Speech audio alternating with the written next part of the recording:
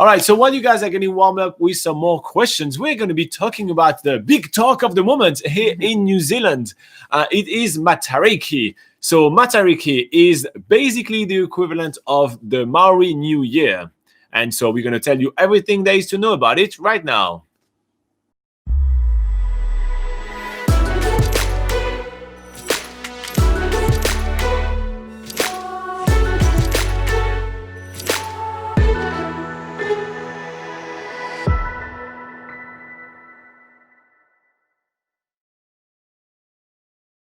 All right, so Matariki.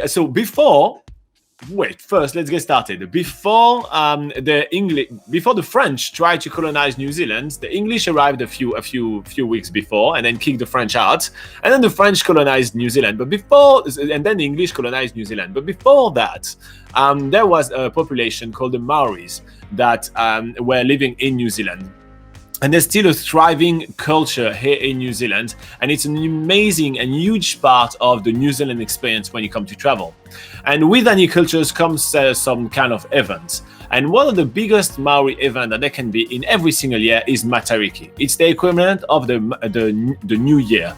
And there is a lot of celebration and there's a lot of things happening. And because right now, if you're watching this video within the next few hours, it is Matariki. But if you're watching this video next July, it will be Matariki as well. And Laura is going to tell you everything there is to know about it. All right. So, like Robin says, Matariki is like the Maori New Year in New Zealand. But it isn't just for one day, because the time that it's actually observed is when a star constellation in Maori known as Matariki, but in English, people know it as the Pleiades constellation. And so this is usually when it's at its brightest in the sky, which typically is a couple of weeks during winter in New Zealand.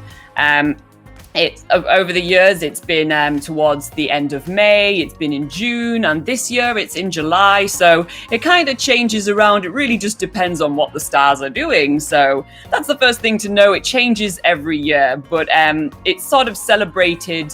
The very day of the celebration really depends on what sort of what tribe is celebrating, because there are different tribes around New Zealand known as iwi, and some of them may celebrate it at the beginning of when they can see the constellation in the sky, and some of them might celebrate it after the first full moon after the constellation has been in the sky. So it really depends on what area in New Zealand you are for when the celebrations are going on. Okay, but so the sort of main reason people are celebrating Matariki is to celebrate, remember those that have passed in the last year, but it's more seen in like a positive way, sort of celebrating the cycle of life and death. So that's sort of like the main focus of Matariki. And traditionally, it was also at this time of the year when sort of all the seafood was gathered and all the crops have been harvested. So usually it's a big feast that is used. It's a plentiful time. Yes, it's a plentiful time, and usually there's a lot of food, and in the Maori language, food is known as kai. So everyone comes around for kai and has a big feast. That's usually the traditional way of celebrating the Maori New Year. So just so you know sort of the dates for this year for Matariki, the constellation started on the 13th of July and it goes on to about the 20th of July. That's for 2020. That's for 2020. But next year it changes. Like I say, it's going to start predicted around the 2nd of July and end around the 10th of July. And then the year after that, in 2022, it's predicted to start at the 21st of June to the 29th of June. So as you can see, the times change all the time, but it's usually best to just check, sort of like on the year that you're hoping to see some celebrations and just see what the updated dates are for Matariki. So on NZ Pocket Guide, we have an article that we update regularly. So you will be able to find the next 2-3 years of dates on there. We update it about every year to just make sure that you have the latest dates. Yeah. So like I say, the way that New Zealanders and the Maori celebrate Matariki, within communities, it might be with a really big feast, a traditional way of A traditional way of cooking food for the Maori is something known as hangi, which is food cooked in an underground oven. Usually it takes all day to prepare, all day to cook, but the result is absolutely amazing. Robin and I have tried a few hangi around New Zealand, and it is a really, really good feast. And it's usually shared with loads of different people. So if you ever get the chance to have a hangi while you're in New Zealand, make sure that you try and definitely check it out.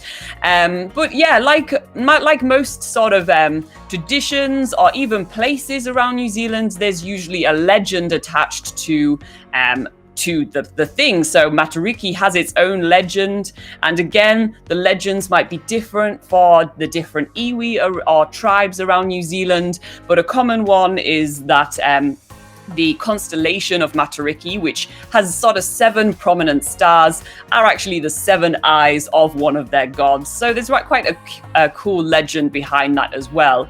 And the sort of places that you can actually learn more about the sort of Maori traditions behind Matariki are at some of the museums around New Zealand during Matariki. So, for instance, Te Papa Museum, which is the National Museum of New Zealand. It's in Wellington. It's free to go to. They usually, every single year they have even a Matariki festival there. So you can learn more about Matariki. You can learn about the legends. They usually do sort of like cinema showings there to like some videos and stuff. So you can learn more about it. They have guest speakers as well. So you can really get into it and learn a ton about the Maori language during this time. But even the regional museums, for instance, when we've traveled around New Zealand during New Zealand's biggest gap year, where we did 365 days of 365 activities, we went to the Waikato Museum in Hamilton around the Matariki time, and we actually got to see a whole exhibition about Matariki. And so that sort of thing is like definitely the museums during Matariki is a good place to go and learn more about it. But otherwise, there's usually sort of community events that happen around the country. And just one last thing to sort of note about Matariki is that you can actually see it during the celebrations of Matariki. That's the star, that is, right? Yes. You can actually see the star constellations in the sky. If you know where to look, and again at the Te Papa Museum, they can tell you where to look. They can sort of show you all that sort of stuff.